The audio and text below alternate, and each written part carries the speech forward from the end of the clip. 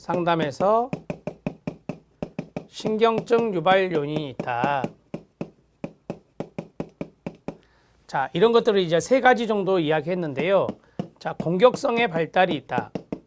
공격성의 발달이 있는데, 자, 이 공격성이라고 하는 것을 우리가 이제 건전한 공격성이다 이렇게 말하는 거예요. 건전한 공격성은 무엇인가를 창조할 수 있는 능력, 무엇인가를 창조할 수 있는 그런 능력이 있다라고 하는 것인데, 자, 그러한 공격성의 발달이 잘 일어나지 않았을 때 이루어지지 않은 경우 우리가 이제 신경증이 유발된다 이렇게 정리하시면 됩니다. 자, 그 다음에 이게 첫 번째고요. 반가로 1번으로 쓰겠습니다. 반가로 2번은 평형을 유지하고자 하는 것, 평형을 유지하고자 하는 것이 있는데, 이 평형 유지는 우리가 이제 게슈탈트의 순환 주기를 이야기하는 것입니다. 평형 유지라고 하는 것은 게슈탈트의 형성과 해소, 게슈탈트 형성과 해소의 순환을 이야기하는데, 그 순환이 잘 이루어졌을 때 평형이 유지되는 것이에요. 그런데 그 평형이 유지되지 못하는 경우, 신경증이 유발된다 이렇게 정리할 수 있어요. 신경증이 유발된다. 자, 그 다음에 마지막 세 번째, 환경과의 상호작용입니다. 유기체가 환경과의 상호작용을 잘하는 것이 중요한데요. 유기체가 환경과의 상호작용을 잘하는 게 중요한데, 이런 것들을 총체적 원리라고 그래요. 총체적 원리에서, 총체주의적 원리에서 유기체가 환경과의 상호작용을 잘 해야 되는데, 그렇지 못했을 때 상호작용이 이루어지지 않은 경우,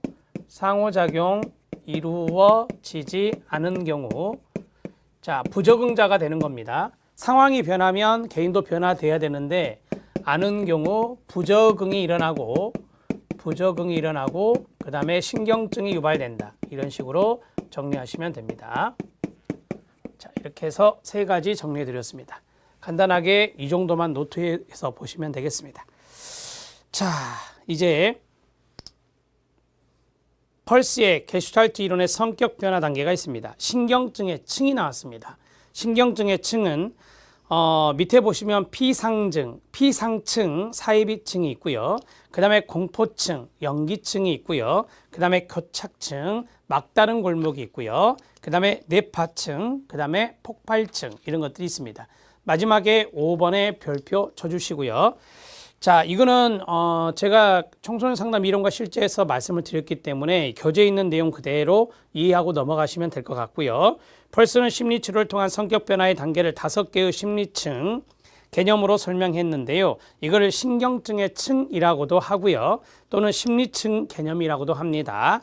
이는 심리치료를 통해 성격이 변화되고 성숙되어가는 변화 과정을 비유적으로 설명한 개념이 되겠습니다. 자, 피상층, 사이비층입니다. 사람들이 서로 형식적이고 의례적인 규범에 따라 피상적으로 만나는 것입니다. 피상적으로 만나는 단계, 그 자리에 형광펜 밑줄입니다.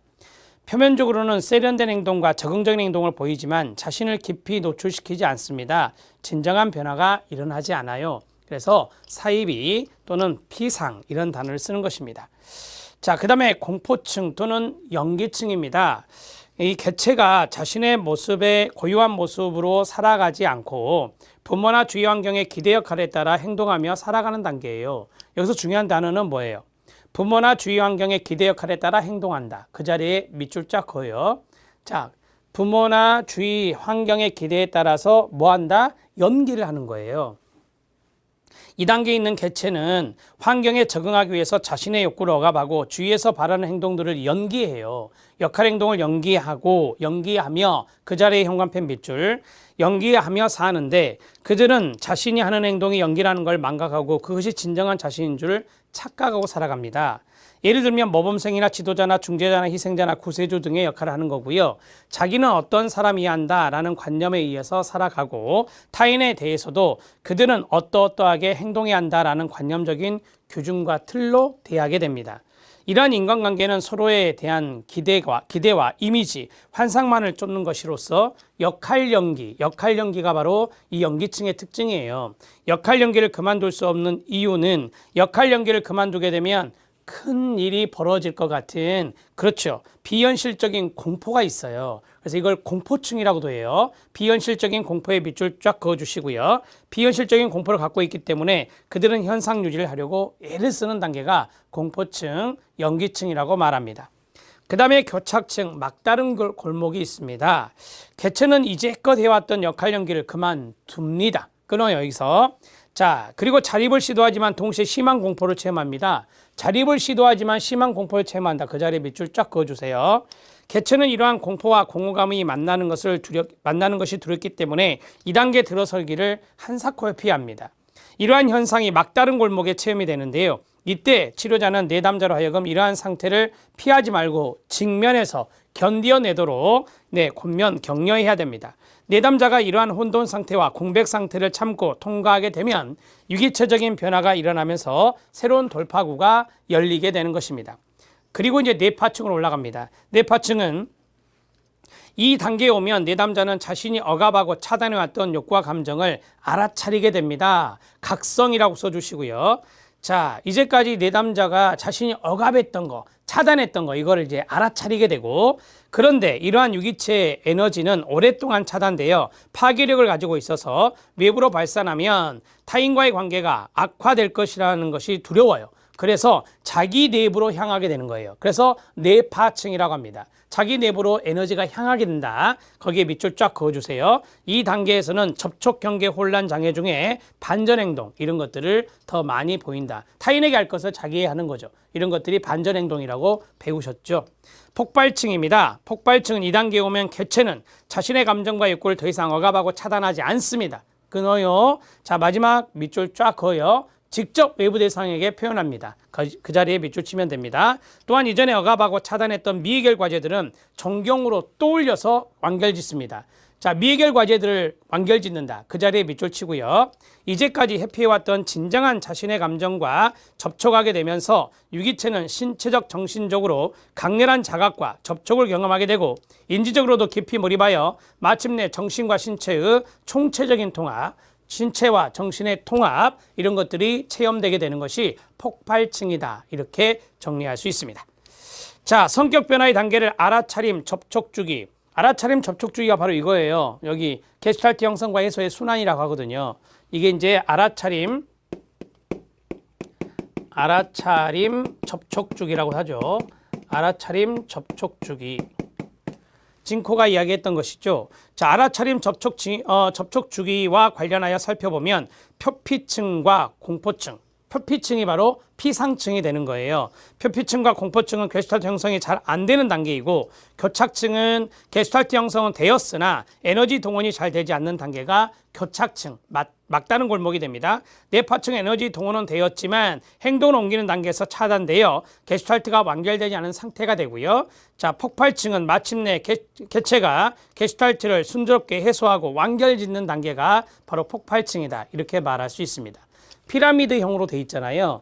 맨 밑에가 표피층, 피상층, 사이비층이 되고요. 두 번째가 공포층, 연기층이 됩니다. 세 번째가 교착층, 막다른 골목이 되고요. 그 다음에 네 번째가 뇌파층, 마지막이 폭발층이 된다. 이렇게 정리해 드린 적 있습니다. 생각나십니까? 우리가 이제 이런 것들 조금 암기법으로 한다면 맨 밑에를 사, 그 다음에 두 번째가 공포층이니까 사, 공, 그 다음에 교, 내, 폭, 공, 교, 내, 폭, 이런 식으로 외우셔도 돼요. 자, 사가 사이비층, 그 다음에 공이 공포층, 연기층이라고 되어 있고, 그 다음에 세 번째가 교착층, 그 다음에 뇌파층, 마지막에 폭발층이 되죠. 그래서 그 두 문자 암기법을 해서 외우는 방법도 있었죠. 그런 내용들을 좀 여러 가지로 말씀을 드렸었으니까 정리해 두시고요. 자, 여기 밑에 보면 박스가 하나 있었습니다. 그 박스에서 게슈탈트가 잘 형성되지 않은 단계가 어디라고요? 네, 사이비층과 공포층이다 이렇게 말을 했고, 그 다음에 게슈탈트 형성은 됐어요. 그런데 에너지가 동원되지 않아요. 에너지가 동원되지 않아서 막 회피하는 거죠. 막다른 골목에 딱 접어든 것, 이걸 우리가 막다른 골목 교착층이다 이렇게 말을 하잖아요. 자, 그 다음 뇌파층은 에너지가 동원이 돼요.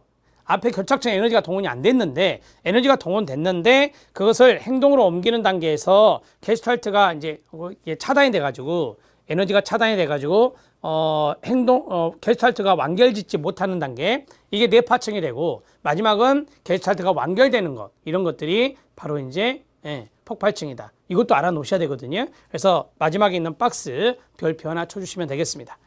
자, 8번째 심리학적 접근 방법, 개인 심리적 집단 상담입니다.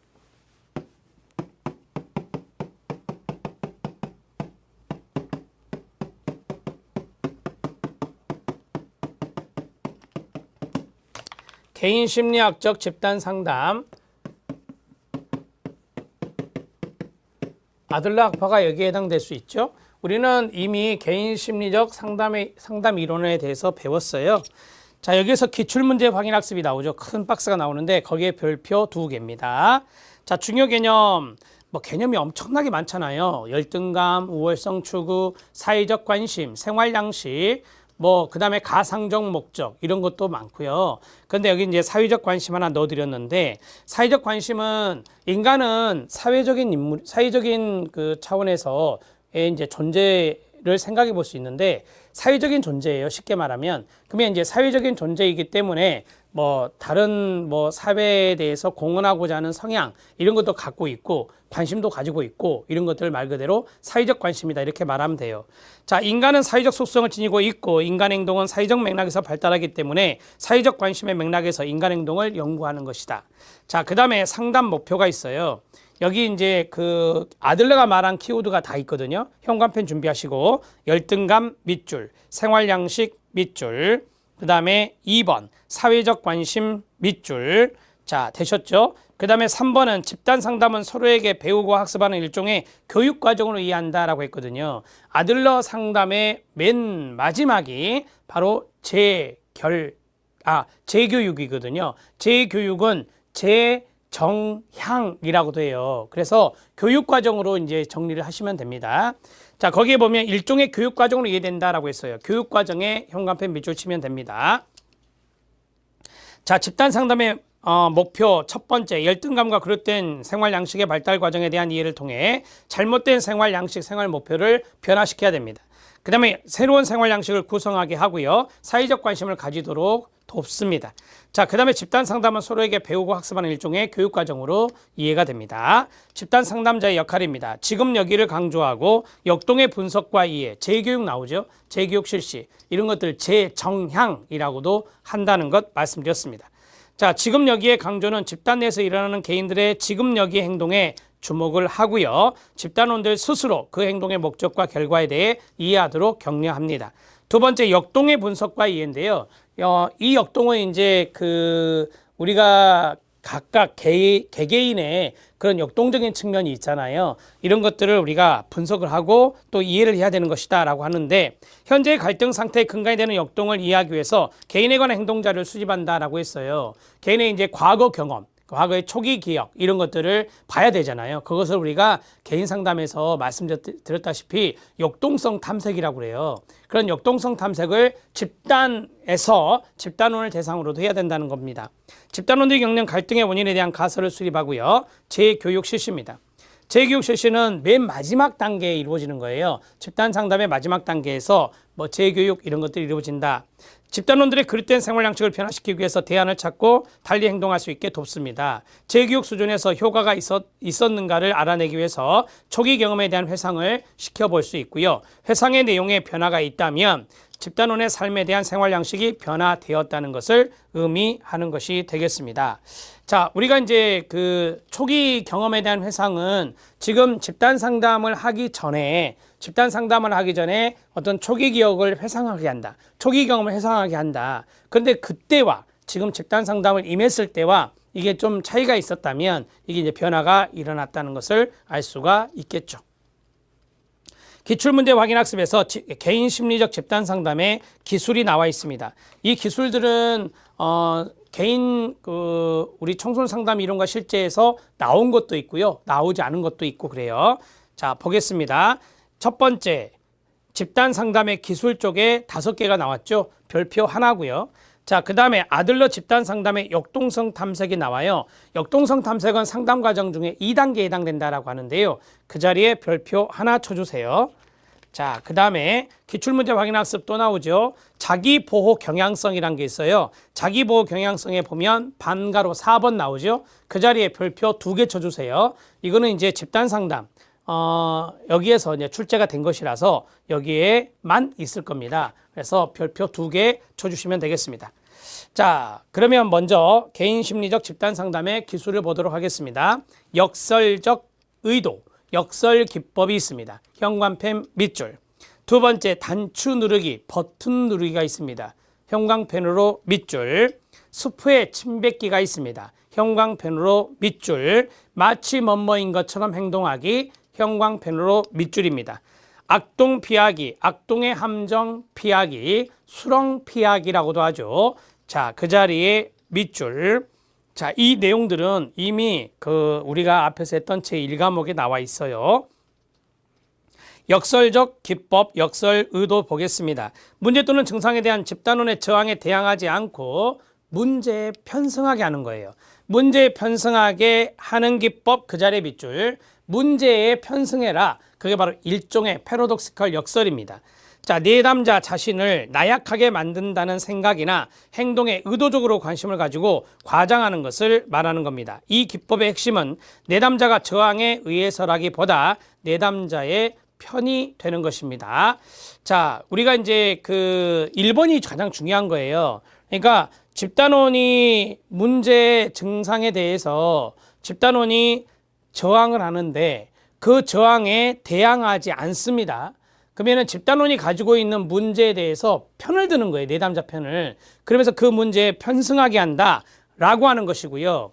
자, 자신을 나약하게 만든다는 생각이나 행동에 의도적으로 관심을 갖고, 예를 들어서 집단원 어떤 개인이 있는데 집단원 개인이 자신을 나약하게 만든다는 생각, 행동에 의도적으로 관심을 가져요. 그런 것들이 이제 집단원이 가지고 있는 문제 때문에 그럴 거 아니에요. 거기에 관심을 갖고 과장하는 것이죠. 그 문제에 편승하는 것을 과장해서 하는 거예요. 이걸 그대로 우리가 역설적 의도, 역설 기법이다 이렇게 생각하시면 돼요.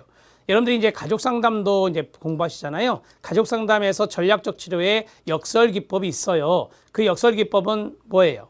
똑같습니다. 오히려 문제가 되는 상황, 그런 상황을 더 할 수 있게, 더 하도록 하는 거죠. 그런 것들을 우리가 역설이라고 배웠듯이 똑같은 맥락에서 생각하시면 돼요.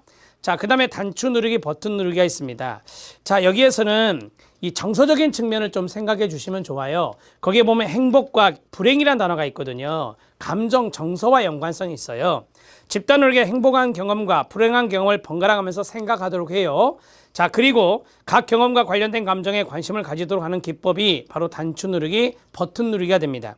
내담자가 유쾌한 경험과 유쾌하지 않은 경험, 즉 불행한 경험을 번갈아 가면서 생각하도록 하고 각 경험과 관련된 감정에 관심을 갖게 한다. 1번과 2번이 같은 맥락에서 생각이 되는 건데, 자, 집단원들마다 유쾌한 경험, 행복한 경험이 있을 거고 유쾌하지 못한 불행한 경험이 있을 거 아닙니까? 그런 것들을 생각하게 해요. 번갈아 가면서. 그리고 이제 자기가 그 경험과 관련된 그런 감정을 집단원들에게 이야기하는 것이죠. 관심을 갖고 이야기를 하는 겁니다. 그게 바로 단추 누르기, 버튼 누르기다. 머릿속에 이것만 생각해요. 감정과 정서적인 측면을 자극하고 그다음에 거기에 관심을 갖게 하는 기법이다 라고 보시면 됩니다. 수프에 침 뱉기는데, 수프에 침 뱉기는 우리가 이제 행동적인 측면에 관심이 있어요. 집단원의 문제 행동에 관심이 있는 건데요. 집단원 행동 뒤에 숨겨진 의도나 목적을 드러내어 집단원의 문제 행동하는 것을 꺼리게 하는 기법이다 라고 하는 거예요. 그러니까 집단원이 문제 행동을 하는데 그 문제 행동 뒤에는 분명히 뭔가 숨겨진 의도나 동기가 있을 거다. 이런 것들을 들춰내는 거죠. 들춰내서 문제 행동을 하지 않도록 하는 것, 이런 것들이 바로 습회 침뱉기다, 이렇게 정리하시면 돼요.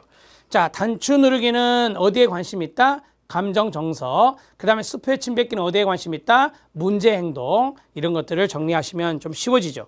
마치 뭐뭐인 것처럼 행동하기. 이것은 여러분들이 그대로 받아들이면 되는데요. 자, 거기 양가로 2번의 별표. 1번, 상담자는 내담자가 자신의 바람을 이룬 자신으로 상상하고 행동하도록 역할놀이 상황을 설정하게 되는데요. 내담자가 만약 내가 무엇을 할 수 있다면 이라고 말하면 최소한 일주일 동안 그 환상 속에 역할을 실제로 행동해 보고 무슨 일이 일어났는지 보도록 하는 것입니다.